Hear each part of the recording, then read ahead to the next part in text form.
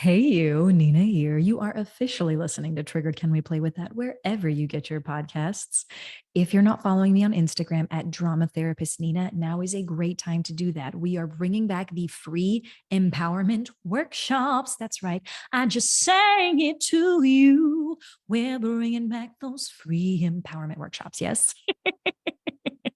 And today's episode is very exciting. We have really been working hard to get Cheryl Ilov on the station, right? On the podcast. Sorry, I know this is not a radio show, but you get where I'm going with this. For this episode, Cheryl wrote a book. And when I tell you in essence that what you are about to hear, for those of you who are ready to play with triggers, in particular around PTSD, trauma, or drama of life, and really taking back and owning your story, if you are ready to play with that, Cheryl's moment that she put in was titled, and I quote, "The Reluctant Ninja, a Middle-Aged Princess to Warrior Queen." If that is lighting up anything in you today, then you will really enjoy today's episode. So, of course, I want you to listen in. I want you to learn. I want you to take what you can from it, get a journal or a really good friend to dialogue with about what comes up for you in this episode. Okay. That is what I have planned for you, at least up to this point. I'm really excited because I've actually at this point already recorded with Cheryl. And I think I'm still feeling let me be really clear, the confident energy that she puts out. It's really infectious. So I hope you enjoy the episode. Enough of me talking. Right now, get your stuff ready because I am curious. Are you ready to play? Welcome to Triggered. Can we play with that? You know that moment when your emotions ramp up in an instant, leaving you feeling helpless, frozen, or out of control? In that moment, you've been emotionally hijacked, the very definition of triggered. And I want to ask you, can we play with that? I'm Nina L. Garcia, drama therapist and empowerment coach of Houston Creative Arts Therapy. Join me as we discover ways to empower you and the people who mean the most to you to transform hard conversations into teachable moments. Triggered. Real playful. Real respectful. Real empowered.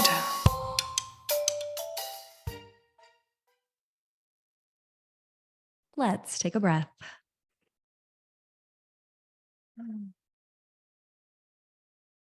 Welcome, Cheryl Ilov. Why, thank you, Nina, for having me. It's so lovely to be on the show today. And I love the way you say my name. Names are so important. And I think that we are often taught, especially if we have a different or atypical name, that it's not that we should just shorten it. And it's like, no, you got to say it just the way it's meant to be said. I totally agree. Okay. Well, I am super stoked to have you. Cheryl and I, for all the audience members out there who are listening, have been back and forth trying to get together this episode. I am very excited to have finally gotten together with you, Cheryl, so that we can get this out there for the listeners. Are you ready? I sure am. And we certainly were very persistent in getting this episode done. So thank you for that. Well, thank you. So first thing we'd like to start with is we're going to go ahead and set the intent, right? We know that we're trying to transform a hard conversation into a teachable moment. So this is me being human, you being human, and we may get into sticky, uncomfortable moments, but we agree we're going to keep building that bridge as empowered humans and keep moving forward. So I consent to moving forward in this way. Do you? Absolutely. Okay, wonderful. Wonderful. Okay, so let's get on to our brief intro to, any identities or roles that you feel are really present with you before we move into the story, before we move into anything. What do you feel is Cheryl in this moment? I feel that you have Cheryl the warrior. Ooh, Cheryl the warrior. Okay. Even for people who are just listening out there, it's like there's almost this like stately energy to the put, or even as you said that, my body wanted to respond to the energy that's present. Okay. So we have Cheryl the warrior present. And what is your internal weather like, Cheryl? It is clear, crystal clear. Mm. Not a cloud in the sky, just absolutely clear and open. Crystal clear. I'm thinking transparency. I'm hearing openness. I'm Mhm. so ready to get into this. The title of your moment, so that I can stop talking and you can take us on this journey, right? The title of your moment is The Reluctant Ninja: How a Middle-Aged Princess Became a Warrior Queen. And the message that you're hoping to get out to people is that there is always a path to healing, no matter what life might throw at us. We just have to find the one that works for us, which I love because it is so empowered, right? There's so many different pathways. We just have to own the one that is ours. Mm. Absolutely. Okay. Absolutely. I'm going to pass it over to you. Will you share your moment in a nutshell with us? Well, I will do my best. And the reason why this is the reluctant ninja is because I began my martial arts training at the tender young age of 47, and I did not go willingly. And basically, my acupuncturist, I had just met him. It was a new acupuncturist. And the first time I was on his table and he started putting needles in my legs, he got a very far away look on his face. And he said, you know, with your legs and my coaching, I could teach you how to kill with these things. Whoa. I know. So how do you respond to something like that? Especially My in an acupuncturist session. Exactly. So my initial response was, where's my purse? I'm going to grab my purse and run. This is a crazy person. And I can't believe I'm listening to this. So, but he had a captive audience because I had needles sticking out all over me. So unless I wanted to try running with needles all over me, there was no way I was leaving the office. So I just said, okay, well, thank you for thinking of me, but there's no way that's ever going to happen. Because Mhm. he had right next to his clinic a martial arts studio where he owned it. So he was the teacher, and his art form was the art of the ninja. It's called Nimpo Taijutsu. So after the treatment was over, I thought, well, he sounds kind of crazy, but he seems nice and he's really good at what he does. So I did keep going back for treatments, and Okay. we got to be pretty close friends, but he never let go of the idea that he wanted me to train with him. Mhm. And I told him, there is no way that's going to happen Mm. ever. Note to self, never say never. I said, it's just not in my wheelhouse. It's not in my DNA. Martial arts was never on my radar. I'm a fussy girl. I like things like Pilates and pedicures, tutus and toe shoes. Martial arts was never going to happen. Well, there's one thing that his name is Mark. One thing Mhm. he did not know is that I had a very traumatic experience about 4 months, 3 or 4 months before I met him. And long story, I had to shove it all down deep inside of myself because when I tried to report it and tried to get help, not only was I dismissed by some of the people I spoke with, even my very best and dearest friend and even my husband would not listen. So, you know, as a therapist, once that happens, what do? You put a big smile on your face, go about your life, pretending everything is natural, normal, and Mask. life is good. But Mhm. eventually it just comes spewing out. And about a year later, it came really spewing out. Mhm. And, Mhm. I had tried to talk to so many people and I was reluctant to even share that story with anybody else and go through that again. But for some reason, I intuitively knew that Mark would listen to me, then he would understand. Wow. And that's exactly what happened. I went to him. I had the symptoms of PTSD where I couldn't deal with it anymore. I mean, I was just almost at my wit's end. Mhm. So he started treating me for the symptoms of PTSD, both with acupuncture and with Chinese herbs. And then his campaign to get me on the mat went into high gear because he kept saying, Cheryl, I know this can help you. Just take a few classes with me, I start felt training with me. this. You're going to love it and it's going to help you. And I'm looking at him like he was crazy. And I said, I do not understand how hanging out in a smelly dojo with a bunch of sweaty men is going to make me feel any better. I'm sorry. I Uh-huh. just don't get it. Uh-huh. And he just kept on going on. He was like a dog with a bone. He would not give up. He Couldn't let it just kept go. pressuring me. I, love the guy to death, even to this day. But it did feel like pressure. Oh, heck yeah. And Okay. I thought it was stupid. It was like, how in the world is this going to make me feel better? And, my father actually had a black belt in karate. I tried to Mhm. get me and my sisters to go train with him to get some skills. And I thought, this is definitely not something I ever My want to jam. do. Mm. Well, 3 years went by. Holy So, crackers. yeah. I'm Yeah, expecting, right? This is a plot twist here. I'm expecting, like, he's putting on the pressure. He just keeps going. And I'm like, why did Cheryl stay? Right. Curiosity question over here. Right. But there's something that kept you in this relationship, right? This therapeutic relationship here, so to speak. Right. oh, And, absolutely. and here's something that kept him bringing it up. Exactly, exactly. Okay. So So 3 as years for go me, by. why I kept going was because he was a really good, therapist, acupuncturist, and he did shiatsu, and his hands were magic. And so I just loved that. And plus the fact that he would talk to me the whole time during the session, which was really truly very annoying at first. And he would talk about the art of the ninja and his martial art and it was like, I just want you to shut up and leave the room so I could relax and let the needles do their work. But there we had some kind of a relationship. He was fond of me, I was fond of him, even though I thought he was a little bit crazy and a little quirky. But so all this time has gone by. So Mhm. he never let up. He just kept saying, I really think this would help you. I really would love for you to come and train. Just take a few classes. And I kept Mhm. saying no. Then finally, by the time 3 years had passed, I had nowhere else to go. I hit rock bottom. There was no place else for me to go. I had tried therapy. I had tried a Mhm. couple of other things. Mhm. And it was just like, okay. Plus, I wanted him to shut up and stop talking about his art of the ninja. So finally, I went to him and I said, okay, I think I'm ready to give it a try. Yes. And he was over the moon. He was just so excited. But, even then, I was really intimidated. I used to see his students going in and out of the dojo. I never saw a woman go in and out of the dojo. Mhm. And I was really I was afraid of getting hurt physically. I Mhm. was afraid of getting triggered, Mhm. which is a really, real concern. And I was afraid of being the only woman in class. And he assured me, Mhm. he says, oh no, don't worry about it. I have plenty of female students and some of them are higher ranking. They would be happy to take you under their wing and teach you the art of the ninja and what means to be a female warrior. And I'm like, okay, maybe I can do this, but I'm not coming to class until I go to ballet class. So I went to my ballet class that morning.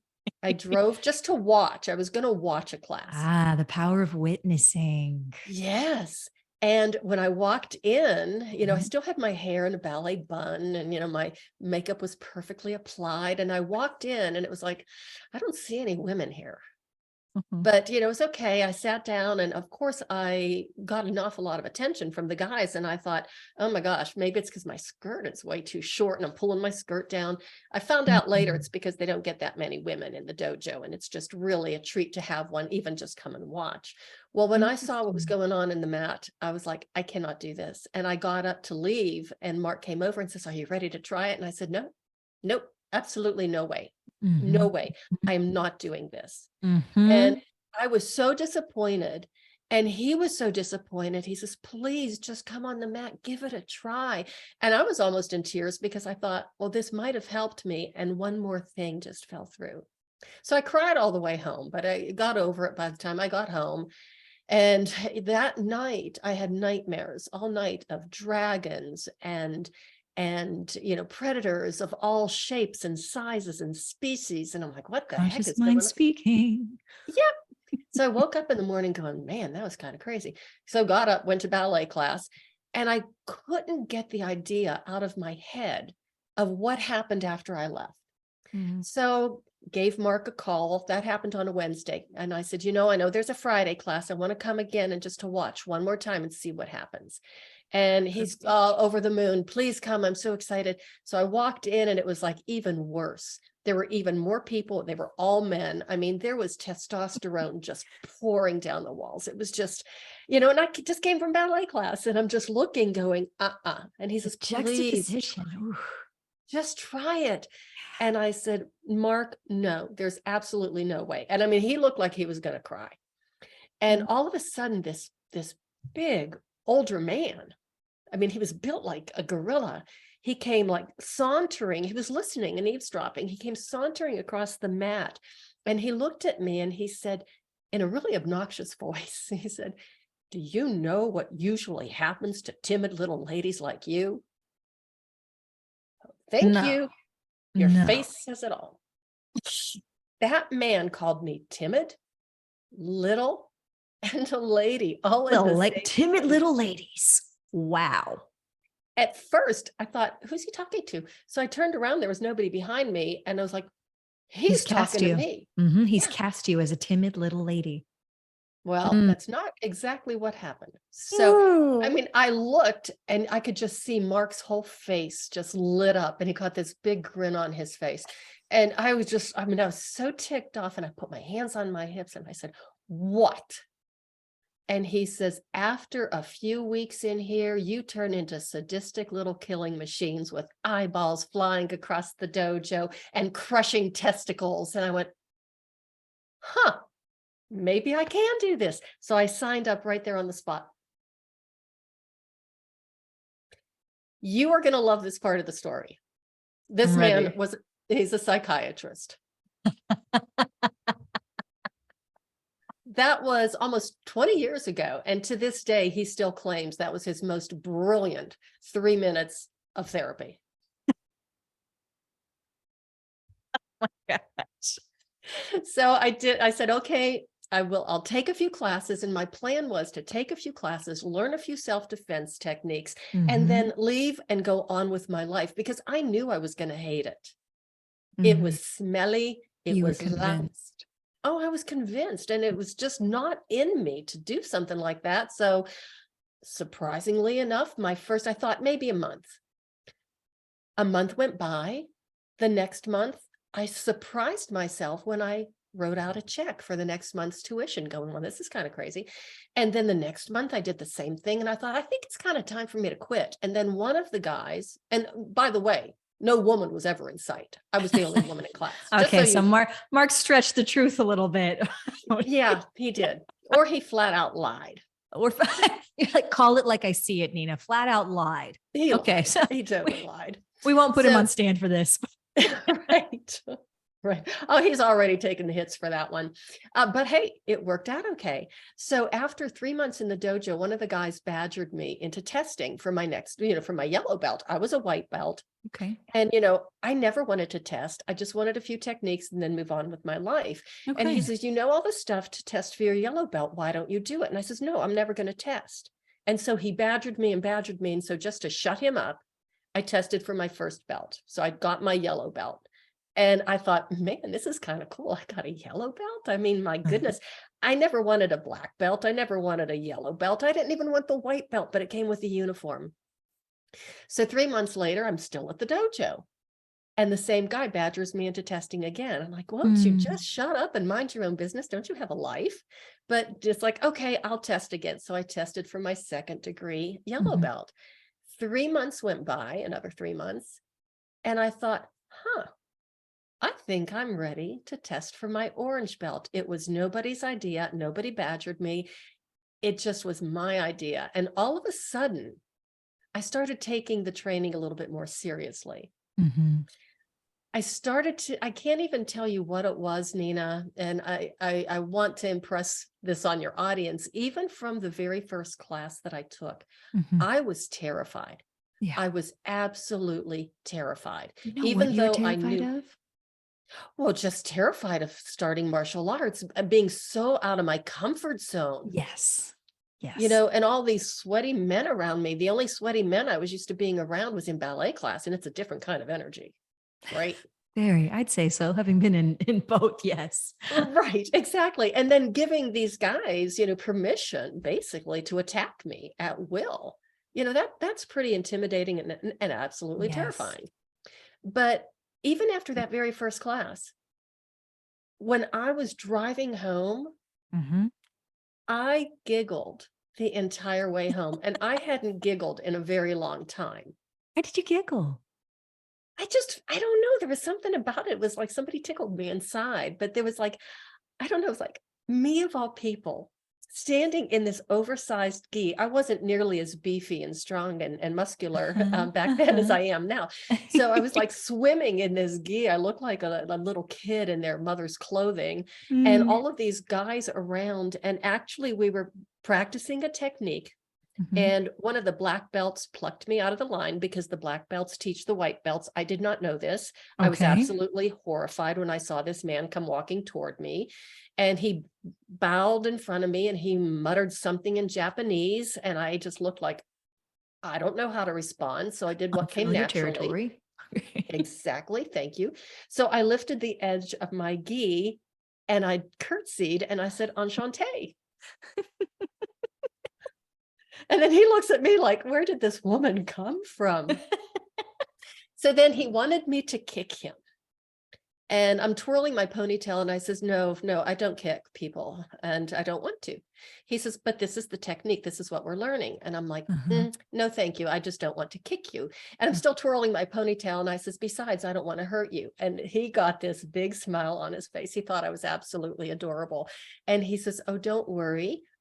You won't hurt me. You can't hurt me. And I can protect myself. So go ahead and kick me. And he's pointing like, his belly. Mhm. And I said, well, I don't know how to kick. And he's like, come on, you can do it. You can do it. And I'm like, okay. Cause I don't know. I've never kicked anybody before in my life. So he Okay, said, this is come on, new. Okay. this is brand new. I've never Yeah. kicked anybody. Why 'Cause would again, it's I? unfamiliar territory, right? And he's like, let's go. Let's come into this territory that I'm very familiar with. And you're like, okay. No, I don't think so. Yeah. Cause this is not my jam. Yeah. So he's, come on now. And you could just see, he thought I was so cute. And you could see the word bubble above his head. So I'm like, well, if you insist, and I says, but I'm a little worried that I'm going to, hit the sensitive parts. Okay. I We're says, worried we're going to hit him in the groin. That's what I'm thank hearing, you. right? Yes, I don't want to hit you, and he says, well, I don't want that either, but you don't worry, just aim above the belt and you'll be fine. And I thought, Okay. okay, if you're going to insist. So I just took a deep breath and I did the only thing I knew what to do. I lifted my right leg, I pointed my toes, and I thrust them deep into his abdomen as if I was doing a grand jeté across the ballet stage. Yes. And he just went, woof, and he fell backwards, clutching his belly. So I guess I could hurt him. Another plot twist, because I'm here like he's going to block her. He's going to do it. And you're like, no, I grand jetéed him basically into the gut. Really, I guess the grand jeté now is part of our techniques, but I'm the only one who can do it very well anyhow. But it was Oh so my funny because gosh. Mark, my sensei, was watching Yes. the whole thing. I didn't know he was watching, and he Mhm. just came over to me. And by this time, Wes is getting off the floor, and he's still hanging on to his gut, trying to catch his breath. And he just looked at me, and he said, "How many years of ballet?" And I looked up at him, and I said, 27. It was only 27 at that time. Now it's a Yes. lot more. And he said, mm-hmm. And he looked at Wes, and he says, "Don't let the package fool you. She's a lot stronger than she looks." Ooh. Think about that. Don't let the package fool you. She's a lot stronger than she looks. Not only that, I was a lot stronger than I thought I was. I am so glad you said it because that has been what I have been hearing. Mhm. And So the much other stronger than we think thing, we are. What's the other thing? we all, and this is for every single person in your audience who's listening to this, Mhm. we all are stronger than we think we are. And we all have a set of skills, life skills that can pop up at any time when we need them that we don't even realize. Who knew that all those years of ballet was going to end up like that? Mhm. Did you were capable of such a thing? Mhm. Yes. So I think that's probably why I giggled all the way home. I'm not sure, but I mean, when you said that, oh, I'm glad we came back to that moment because when you shared, and then I giggled, right? What I heard in myself was she's liberated herself. She now has the freedom to mhm, giggle, right? When we mhm, think about some of the biggest things that are for PTSD, and some of this is psychoeducation for our audience now as well, right? But for those of us who've had PTSD, and if you're not familiar with it, I have had it. I no longer mhm, have that diagnosis title. I will always have the trauma history, right? right. But one of the top things symptom wise that we're looking for in PTSD is avoidance of material associated with the traumas, right? Or Mhm, trauma, right? Avoidance of that. Now, your story has a lot. I avoided going into it. I avoided it. He told me no, and I avoided it, right? And I was like, oh, there's a lot of avoidance here. But the minute you did, it's like, was this the metaphor? Was the dojo the like, and then you were able to process through it in your body in a way that mhm, maybe the mind therapy or other things, right? I'm not sure what kinds of there anything, right? Something wasn't clicking for Cheryl's body. It mhm, wasn't clicking mhm. until this was the arena, literally in this case, right? That Right. helped you find freedom and Yeah. capacity for joy, for the giggle Mhm. to escape your body. Mhm. It's And beautiful when you shared that. Oh, oh, thank you. And I have to tell you, I am very fortunate because of the dojo and the art style that I fell into. But of course, I mean, is there really any, accidents or coincidences? I think, of course, this was the universe pointing me in the right direction, and I kept resisting until finally I got the 2x4 across the head. But it's a very playful art. I mean, we work very hard, we mm, train very hard, we laugh a lot, we play, we don't train, we play. And it yes. makes a big difference. And that Mm, really, yeah, my personality and how I'm put together, it yes. really made a huge difference for me. My dad at one time, when I was still a yellow belt, and he came out, to visit, and we would go skiing together. Oh, And, goodness. he really wanted to see this. It's because, Mm. me of You all said, no, people. no, no. Yep. Right. So one of the things he said, he watched a class and he says what impressed him so much was how much fun we had when we were doing it. So that was a big Mhm. part of it. If it was one of Absolutely. those military, militia, a real martial, I don't think I could have done it. Yeah. Um, but Oh, and it's so I important. was terrified basically the first 2 years that I was training. I was really terrified. And a lot of times I'd have to sit outside in my car going, you can do this, you can do this. And then I would walk into the dojo and I would be fine. So it was just Yes. something like, how it is, your Like to get mind. over the feelings, right? Get over the feelings, which Mhm, are not facts for our audience, right? The feelings are not facts. They're your alarm system. They're trying to alert you that there's potential risk, but they're mhm, always thinking short term, right? They'll keep you in the car, they'll keep you stuck, they'll keep you isolated, right. right? Taking that moment to actually just be with yourself and say, wait, I am going to be okay. I know logically this is a safe space, right? It's not a Mhm, dangerous space, even if it's a scary space. And for a mhm, lot of us who are trying to heal from PTSD, that's the problem in our body, is that the mhm, trauma says we're still in danger. We're still in danger. The mhm, danger has passed. Now mhm, it's just really scary, sometimes terrifying, but the mhm, danger has passed. We can work through what remains in the body. And in this case, this is what did it for you. I want to mhm, highlight one of the things that you were sharing. As a drama therapist, I may have a bias around this because I use play with really scary things. mhm, And so the way that you've just shared with us here, how critically important play was as the therapeutic element that you had not been receiving previously, to play and to play in a particular way, because it mhm. wasn't just I'm playing and I'm playing with this and all this, right? This was some of the things that I think about this environment. And I want you to fix this if you feel like I'm not getting it right, Cheryl. Okay. No, you're good.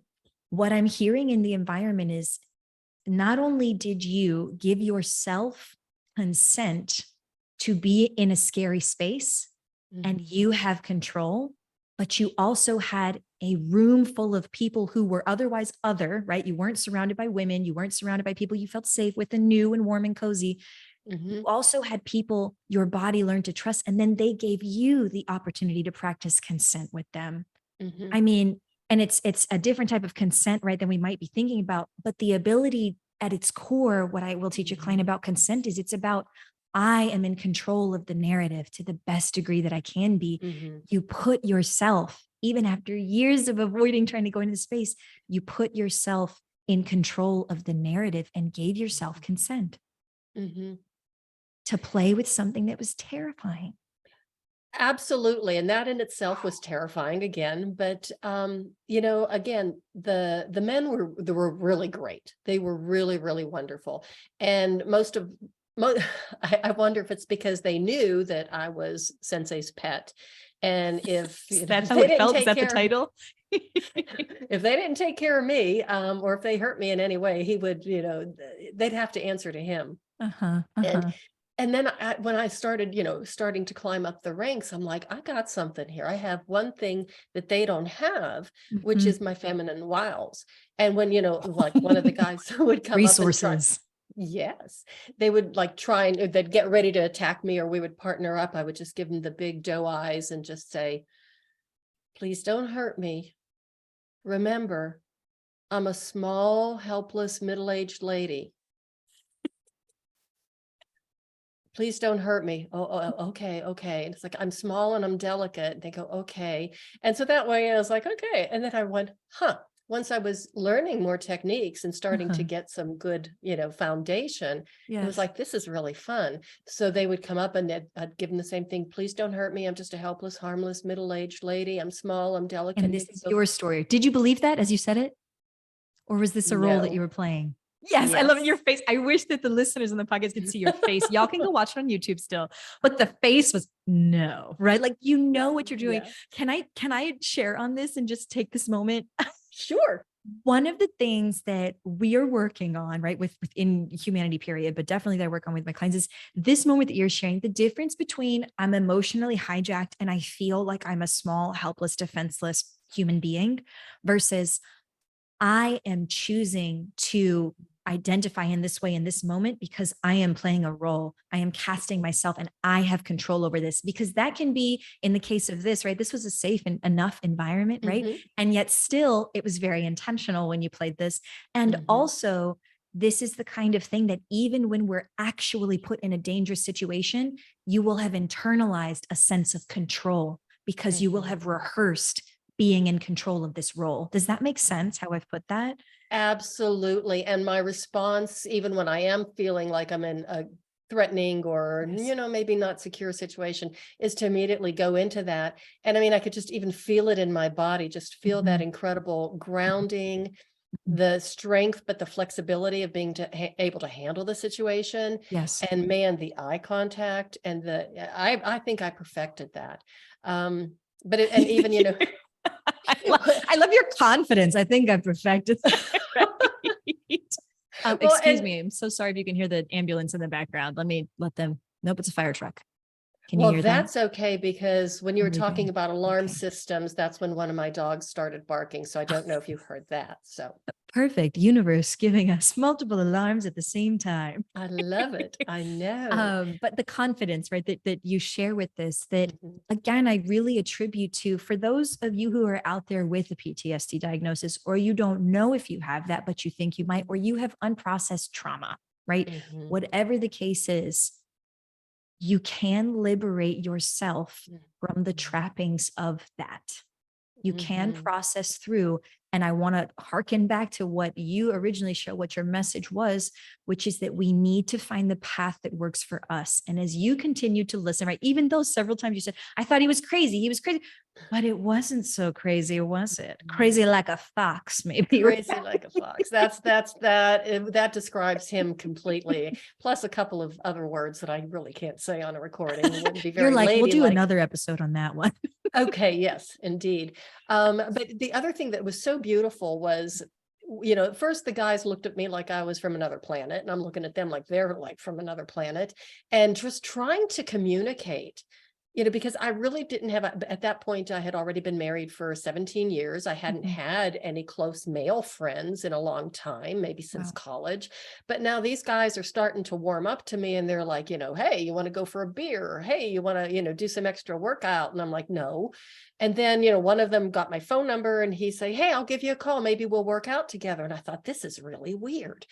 And I don't know how to talk to them. And they didn't know how to talk Yes. to me because they never had a woman, because they Mhm. would have some girls that came in and out of the dojo, but they never had somebody who would have to step off the mat to refresh her lipstick. They would never have somebody has to say, hang on, got a hot flash coming on, got it, give me a minute now. You can attack me later, stuff like that. But then once we started to figure each other out, I mean, I ended up with a whole new group of wonderful, wonderful friends. And Yes. these guys Yes. actually tapped into my feminine energy and taught me even more how to use it and how to Wow. use those skills to my Yes. advantage. And Yes. it was this amazing relationship. And I'll never forget the first time one of the men called me. Yeah. And it's like, okay, this is going to be weird. I pick up the phone. He goes, hey, you want to meet tomorrow at such and such a time, get in some training? And I'm like, yeah, okay. And he says, all right, great. See ya. Click. That's And I'm it. standing there holding the phone going, oh my gosh, I just had a full conversation in less than 30 seconds with just a few grunts, Ta-da! monosyllables, and a see ya. And it was like a whole new world opened up because I'm holding that phone going, where's the drama? So it was Mm. just really an Different amazing, than what you're yeah. used to, it sounds like.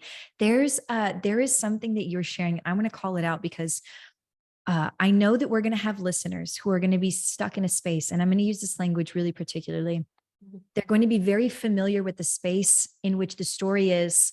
Cheryl's got this limited idea of what it is to be a woman. She had to refresh her lipstick. Like, why'd she even need makeup on the mat? I'm going to hear that, right? I hear that in the background for something.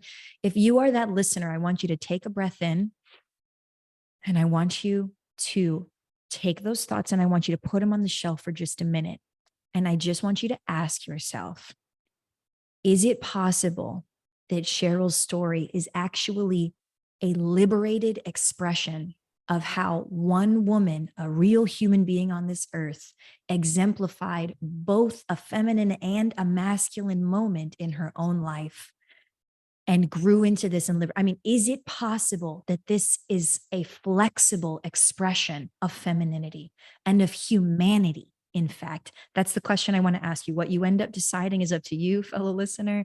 But of course, y'all know I got an empowered bias here. I want all human expression to be welcome here. And even as I sit here with you, Cheryl, I know I want to keep talking with you, and I know we're coming to the end of the episode. But even as I sit here talking with you, I find myself feeling open, feeling strong.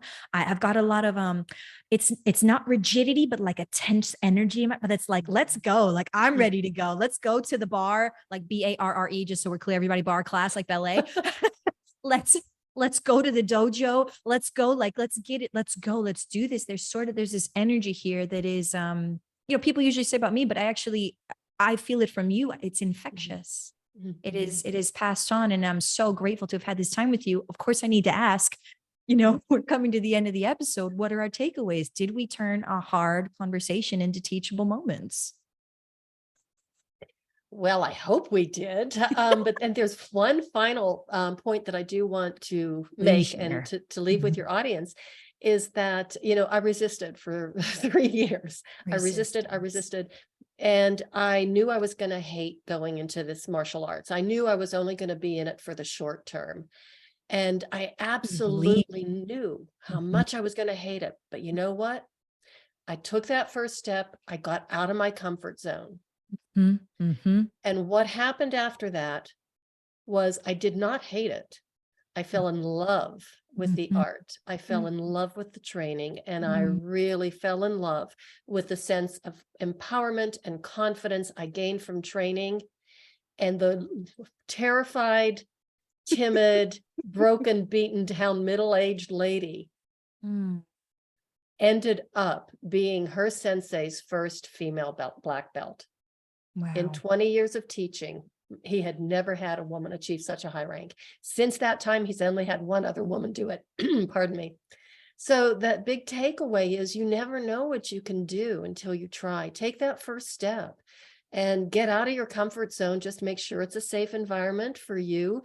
But it's amazing. We can heal from anything. And it's almost like it's how do I say this in a delicate way? It's almost like giving the trauma the big double middle finger.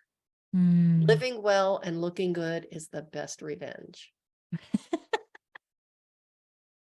So we've got this invitation, listeners out there, right? In a typical episode with just me, I offer an adventure challenge, but we rarely do it in episodes like this, where I've got somebody who's already offered so many golden nuggets of wisdom, right?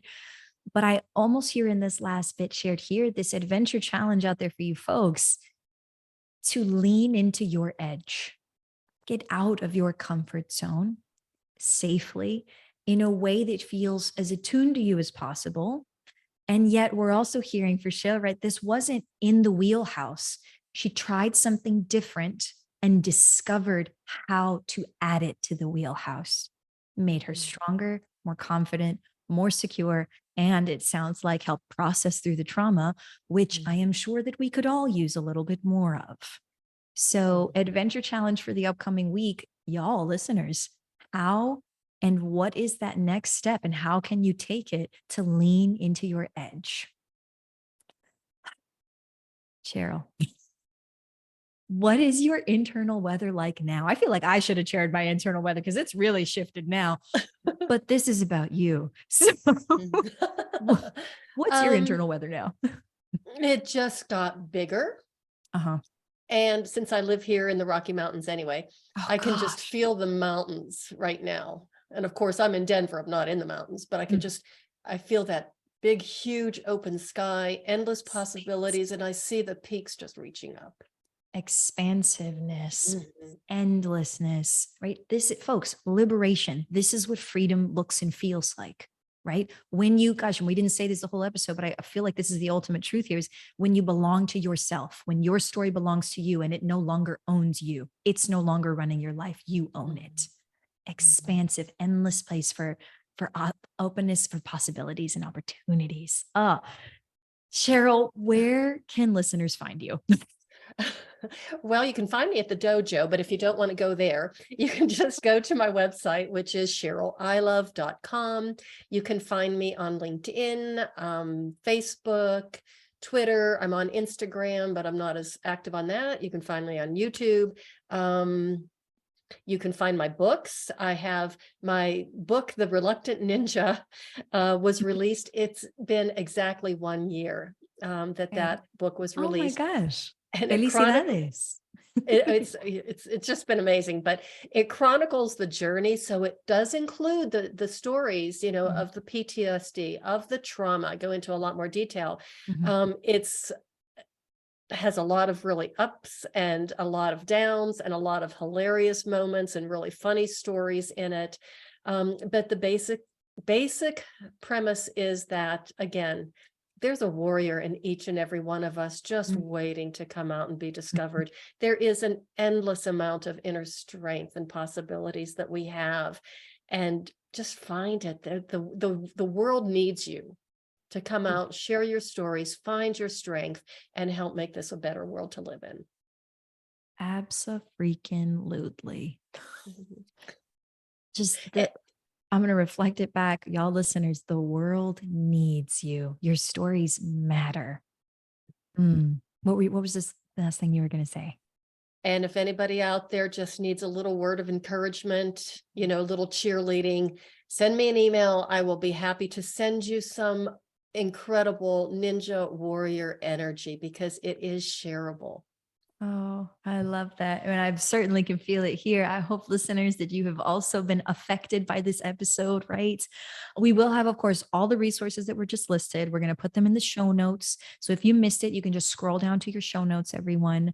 Otherwise, that is what we planned for today, folks. So thank you so much for being willing to explore your triggers as human beings. And of course, if this episode was helpful for you, please share it. That is one of the best things you can do is to share it and let people know this episode really affected me. Here's the conversation. This is what I want to invite, right?